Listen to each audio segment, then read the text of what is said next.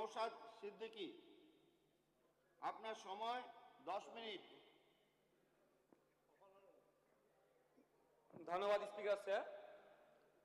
2026-27 অর্থবর্ষের উপরে বাজেটের উপরে আমার আলোচনার সুযোগ দেওয়া।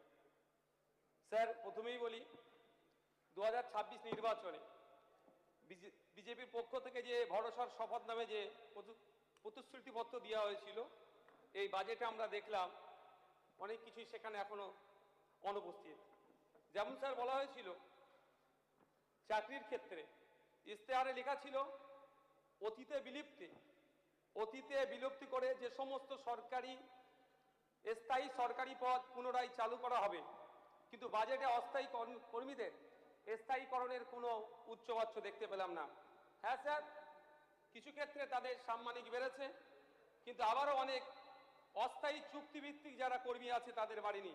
যেমন পঞ্চায়েতের কম্পিউটার অপারেটর, এনএসকিএফ টিচার, উচ্চ মাধ্যমিক চুক্তিভিত্তিক টিচার, কমিউনিটি হেলথ অ্যাসিস্ট্যান্ট, স্যাট, এমএসকে এসএসকে টিচার সহ অনেক সেক্টরে যারা আছে তাদের বাড়েনি।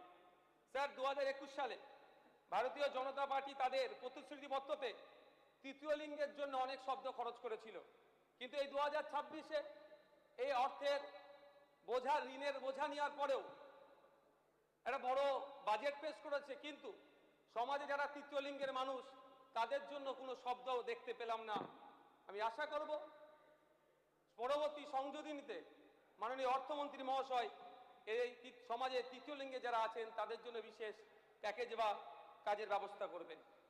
স্যার, বাজেটে চাকরির কথা বলা হচ্ছে, যেখানে বাজেটে সরকারি চাকরির ক্ষেত্রে 1 লক্ষ চাকরির প্রদানের ব্যবস্থা করা হচ্ছে। সেখানে আমি একটি কথা বলবো যে যদি আমরা প্রাইমারি স্কুলে গড়ে 1 জন করে টিচার দিই, 49,000 টিচার লাগবে। শুধু প্রাইমারি নয়, আপার প্রাইমারি থেকে শুরু করে উচ্চশিক্ষা পর্যন্ত পশ্চিমবঙ্গের বিগত সরকার যেভাবে চাকরিতে নিয়োগ না করে শিক্ষা প্রতিষ্ঠানগুলোকে ধ্বংস করেছিল, সেখানে শুধুমাত্র ওই 1 লক্ষ টিচার দিয়ে 1 লক্ষ চাকরির ব্যবস্থা করে এই সরকারি প্রতিষ্ঠানগুলোকে সচল করা যায় না। স্যার, 20,000 পুলিশে নিয়োগের কথা বলা হয়েছে। আমরা যদি একটা তথ্য দেখলে দেখা যাবে যে আমাদের ওয়েস্ট বেঙ্গলে ইউনাইটেড নেশন যে রেকমেন্ডেশন করেছে প্রতি 1 লক্ষ মানুষের জন্য 222টা পুলিশ, এবং আমাদের ভারত সরকারের bureau of police research and ডেভেলপমেন্টের যে অনুমোদিত পদ আছে 196 জন পুলিশের দেওয়ার কথা বলেছে, কিন্তু আমাদের ওয়েস্ট বেঙ্গলে মাত্র 101 জন পুলিশ। তাই 20,000 পুলিশ দিয়ে যে ব্যাপক শূন্য পদ আছে সেটা পূরণ করা যাবে না। প্রায় 2 লক্ষের অধিক অলরেডি শূন্য পদ আছে, সেটাকেও বৃদ্ধি করতে হবে। স্যার, আমি পরিশেষে এই চাকরির ক্ষেত্রে আমি বলবো যারা আমাদের পশ্চিমবাংলা সরকারের বিভিন্ন সেক্টরে অস্থায়ী চুক্তিভিত্তিক চাকরি করছে তাদের জন্য বিশেষ সংরক্ষণের ব্যবস্থা করা হোক, কারণ অন্তত 5% তাদের সংরক্ষণ করা হোক। স্যার, ডিএ নিয়ে যদি বলি, যেভাবে প্রতিশ্রুতি দেওয়া হয়েছিল সেই মতো হয়নি। আমি আশা করব সুপ্রিম কোর্টের যে গাইডলাইন বকেয়া সহ ডিএর বন্দোবস্ত করা হোক, তবে সেটা পয়লা অক্টোবর থেকে নয় স্যার, 1 জুলাই থেকেই সরকারি কর্মচারীদের ডিএর ব্যবস্থা করা হোক, সে আমি আশা করব। স্যার, সংগ্রামী ভাতার কথা বলা হয়েছে, ওই নিয়ে আমি আর চর্চা করব না। অবশ্যই ভাতার থেকে বড় কথা স্যার, যারা মিথ্যা মামলা দিয়ে আমাদেরকে অন্যায়ভাবে জেল খাটিয়েছে, শ্লীলতাহানি থেকে শুরু করে বিভিন্নভাবে চুরির মামলা দিয়েছে, সেইগুলোকে খুঁজে বার করা হোক। তাদেরকে স্যার জেলে রাখলে আমরা আমাদের ভাতাটাই মনে করবো এটা শ্রেষ্ঠ।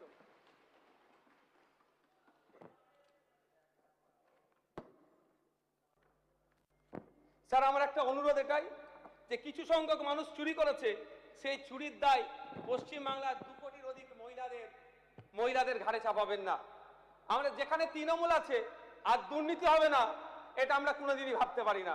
যেখানে তৃণমূল সেখানেই দুর্নীতি, আর যেখানে দুর্নীতি সেখানে তৃণমূলের উপস্থিতি আছে।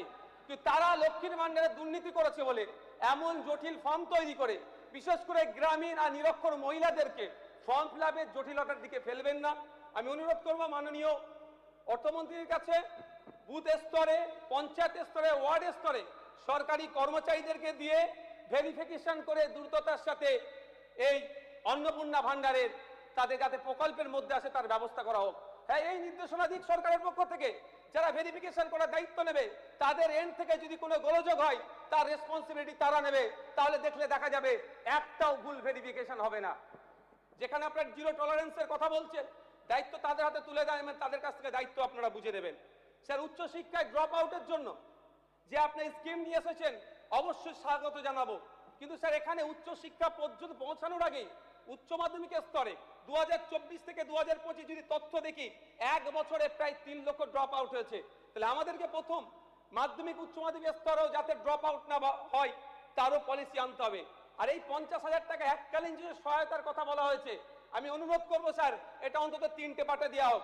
এটাও তো হতে পারে যে আমি ফার্স্ট ইয়ার অ্যাডমিশন নিলাম, ফার্স্ট সেমিস্টারে অ্যাডমিশন নিলাম, অ্যাডমিশন নিয়ে 50,000 টাকা নিয়ে আমি পড়াশোনা ছেড়ে দিলাম। যেই লক্ষ্য উদ্দেশ্য নিয়ে 1000 কোটি টাকা পশ্চিম বাংলার জনগণের ট্যাক্সের টাকা বরাদ্দ করা হচ্ছে, সেই সার্থক যেন হয়। সুতরাং এটাও বিবেচনা করা দরকার, অন্তত 3টে পার্টে ওদের টাকা দেওয়ার ব্যবস্থা করা হয়। স্যার, এখানে মহিলা যাত্রীদের ক্ষেত্রে যে বিবেচনা করা হয়েছে বাসে, সেটাকে স্বাগত জানিয়ে বলবো যে বিগত বাম সরকারের আমলে প্রাইভেট থেকে শুরু করে সরকারি বাসের ক্ষেত্রে ছাত্রছাত্রীদের জন্য 50% ডিসকাউন্ট ছিল। আমাদের পশ্চিমবাংলা যে নতুন সরকার এসেছে এই নীতিটাও নিয়ে আসা হোক, ছাত্রছাত্রীর জন্য 50% ছাড়ের ব্যবস্থা করা হোক। স্যার, উত্তরবঙ্গে স্যার চা বাগানের শ্রমিকদের জন্য টি ওয়ার্কার্স ডেভেলপমেন্ট বোর্ডের প্রতিষ্ঠা করার কথা বলা হয়েছে, অবশ্যই স্বাগত জানাই। তবে অর্নামেন্টাল চেয়ারম্যান না রাখা হয়, কারণ 2016 থেকে 2021 পশ্চিমবাংলা সরকারের উদ্যোগে ত্রিপাক্ষিক প্রায় 21 থেকে 22টা চুক্তি হয়েছিল, কিন্তু দুর্ভাগ্য চা বাগান শ্রমিকদের ন্যূনতম মজুরি তারা ঠিক করতে পারেনি। এক্ষেত্রে এটা না অর্নামেন্টাল হয়ে যায়।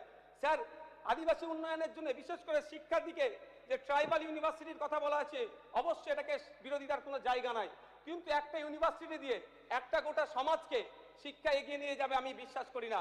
দেখুন, আলিয়া ইউনিভার্সিটি আছে মুসলিম সমাজের জন্য, মাইনরিটি ডিপার্টমেন্ট থেকে পরিচালিত, অবশ্য সব সমাজের ছেলে মেয়েরা পড়াশোনা করে, কিন্তু ওতে দিয়ে কি মুসলিম সম্প্রদায়ের শিক্ষকতার হার বেড়েছে না পিছিয়ে গেছে তথ্য দেখলে দেখা যাবে। কিন্তু স্যার বলবো, এই ট্রাইবাল ইউনিভার্সিটির সাথে সাথে সাঁওতালি মাধ্যম যে শিক্ষা প্রতিষ্ঠানগুলো অলরেডি আছে, পর্যাপ্ত পরিমাণে শিক্ষা নাই, শিক্ষার পরিকাঠামো নাই, সেগুলো ফিরিয়ে নিয়ে আসতে হবে। বিগত সরকারের 3 বছরে এসটি এসসি সমাজের জন্য কোনো হোস্টেল তৈরি করেনি, নতুন হোস্টেল তৈরি করতে হবে। বিগত দিনে এসটি এসসি সমাজের ছেলে মেয়েদের জন্য যে হোস্টেলগুলো আছে সেগুলো অলরেডি যেগুলো বন্ধ আছে পুনরায় সেগুলো চালু করতে হবে।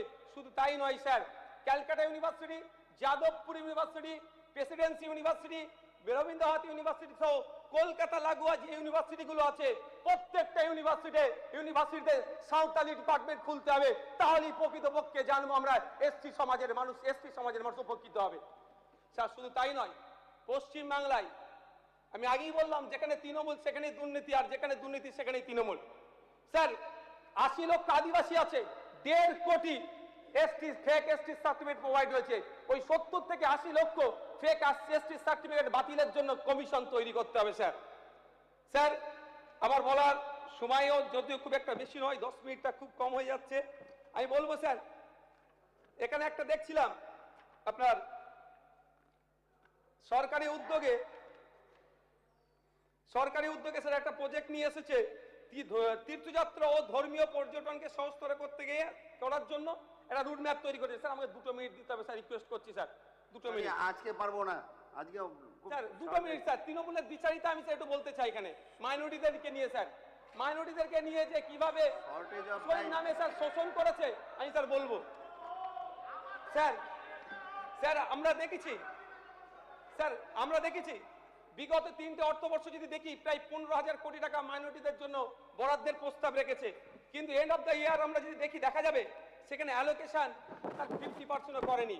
এক্ষেত্রে আমি অনুরোধ করব, সংক্ষেপে প্লিজ। এখানে স্যার আমি অনুরোধ করব, যেখানে যে 2165 কোটি টাকার কথা বলা হয়েছে, এটা 100% কাজ হোক, মাইনরিটিদের স্বার্থ হোক এবং ফান্ড যাতে বৃদ্ধি করা হোক, তারও আমি অনুরোধ করব।